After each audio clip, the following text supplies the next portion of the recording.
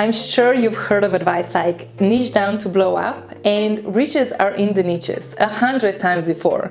And it might be putting a pressure on you as a content creator or as an entrepreneur to limit yourself to one really small niche. But maybe you don't want that.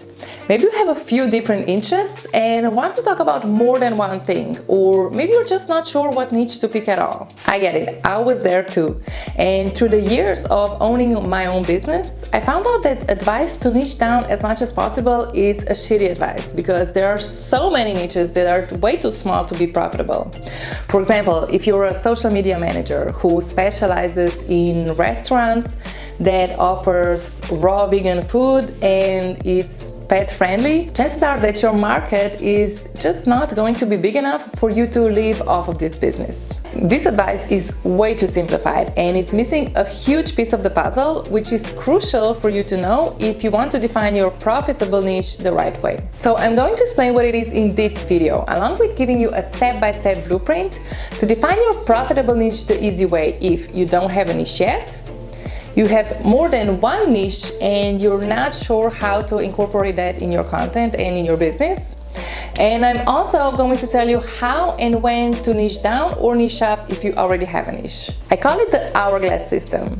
It's a 3-step system that will make it super easy for you to find the profitable niche that you're passionate about, and it will also help you scale it. This is the exact blueprint that worked wonders for hundreds of my clients and students over the years, and today it's all yours. Alright, so let's do this.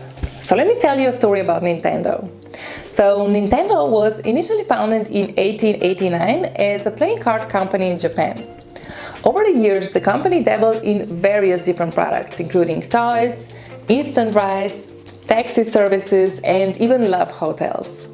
So despite of all of these ventures, they struggled to find success outside of its playing card business. But one day, they branched out and produced a few video games in 1970, and they hit a home run. So after the success of games like Mario, Nintendo started establishing itself as a key player in the video game market and doubling down on it. So building on its gaming success, Nintendo then expanded its reach, leveraging its iconic characters. So they ventured into merch, theme parks, mobile gaming, and so many other things beyond their video games. So Nintendo's journey shows you how a company can transition from experimenting with different niches to finding success by niching down, and then strategically niching up and expanding its market reach. And not just Nintendo, a lot of successful creators and businesses go through a similar journey themselves. But what does this have to do with you finding a niche? Well, like Nintendo, when you're first starting out, you're probably not going to be sure what your exact niche is, right? But you do know what you're passionate about. So being passionate about something is the prerequisite, is that right? Sorry, English is not my first language. Because the only way you're going to be good at something is if you're passionate about it. So at this stage, I would recommend not thinking so much in terms of what niche you're going to focus on, but more in terms of what type of target audience you want to attract, because your ultimate goal is to build an audience of a certain group of people. So the actual niche-specific topics you're creating content around doesn't really matter as much at the beginning, but attracting a certain group of people does. So for example, if you know you want to be in the health space, build an audience of health freaks. So to attract them, you can talk about 100 different things like nutrition, recipes, workouts, weight loss tips, and so on. You can sell workout programs, one-on-one sessions, recipe books. Sky is basically the limit here. So you have to start building a certain type of audience, and you can figure out all of this other stuff later on. So start with asking yourself these 3 questions. What am I passionate about and want to help people with? What are some tangible outcomes you can create or wish to create in the future? Is it better diet, stronger muscles, better mental health, more sales, more money? Then ask yourself, who are the people who need that outcome? Are they men, women? What age? What interests do they have? And what do they do? What's their lifestyle like? And then think about what topics will attract this target audience, and start with creating content around them. By catering to your specific audience, cover a broad range of topics, and eventually you'll find a sweet spot. So when I first started, I knew I wanted to help small business owners grow on social media, but I wasn't really sure which topics to pick. That's why I started throwing spaghetti at the wall and posting about different things small business owners might find interesting. I posted Facebook, LinkedIn, and Instagram tips. So after a while, I started seeing that posts about Instagram got way more traction than other ones. So then I decided I will double down on the tips about Instagram, and that's when my channel really started taking off. But you see, I tested the waters before doing that. So another example is, let's say you're passionate about helping moms with small children.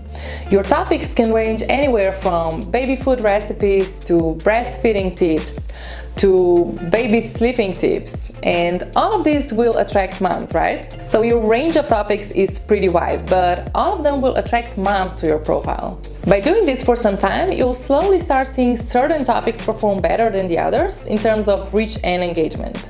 So you'll start noticing some patterns. For example, recipes will outperform all of the other topics. So by going pretty wide at the beginning and experimenting, you'll start figuring out what you like to post about, what you have to offer, and what your zone of genius is. And also, you'll start figuring out what people find the most interesting. So for me, it was Instagram tips. Out of all of the topics I was posting about, Instagram really stood out. So many business owners are interested in growing on Instagram and expanding their business through social media.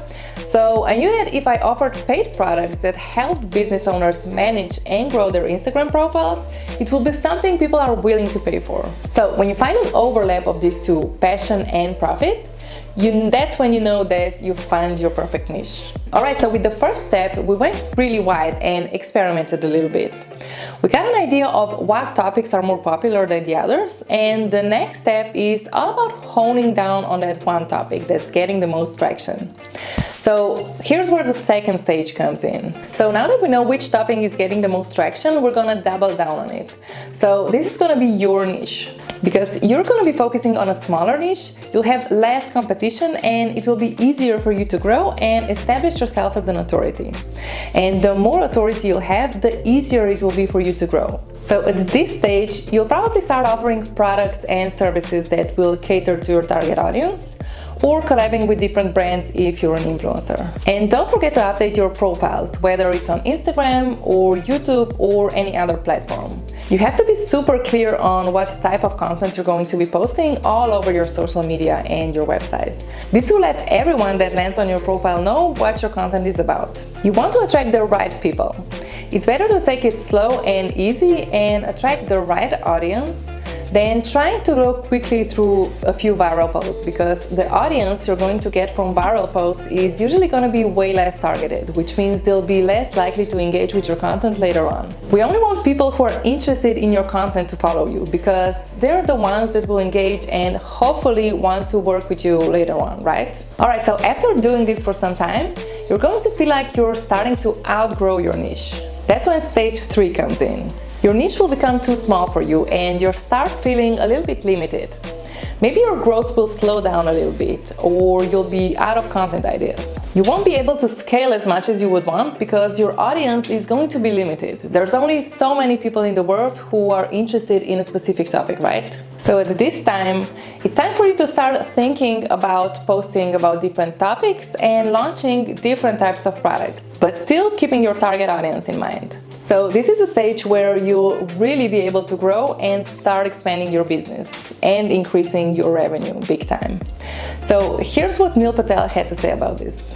The reason people struggle to go from 1 to 10 million or even 0 to 1 million or 5 million is because they're in too small niches. Everyone says the riches are in the niches. No, the riches are not in the niches. The riches are in the big, broad markets. It's really hard to dominate 50% of a niche. It's easier to gobble up 0.1% of a $100+ billion market. So go after really big markets. Yeah. If there's a big market, that means there's a lot of buyers. It's easier to sell and generate revenue. So that's the hourglass strategy.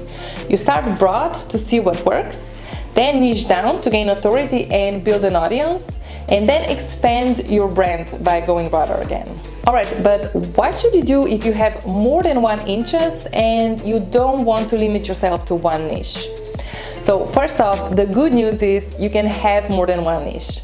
The bad news, You need to pick one as your main focus and find a way to incorporate other or others into your content. Your main focus should be your moneymaker. Think about which of your interests can provide more value to people and is in turn more profitable, and make it your main niche. And then incorporate in other interests or interests. This sounds really complicated, but it's really not that hard to do, especially if you're a personal brand. So most people have more than one interest, and showing that other side of you will only make you more relatable and unique. So maybe you're a business coach that loves fashion. Share your tips in fire outfits and mention where you got the clothes from at the end. Or maybe you're a nutritionist that loves to travel. Show your travels and share local food and recipes from the places you visit.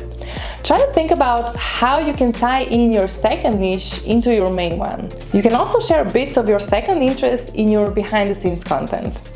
The good part about finding a niche and niching up and down is that with social media it's super easy to experiment. Try different things, branch out, and see how the audience responds. There's literally no consequences apart from a flopped Instagram post or a YouTube video, right? So don't be too hard on yourself. Experiment and you're gonna eventually find your lane. So let me know if you have any other questions about niching down in the comments below.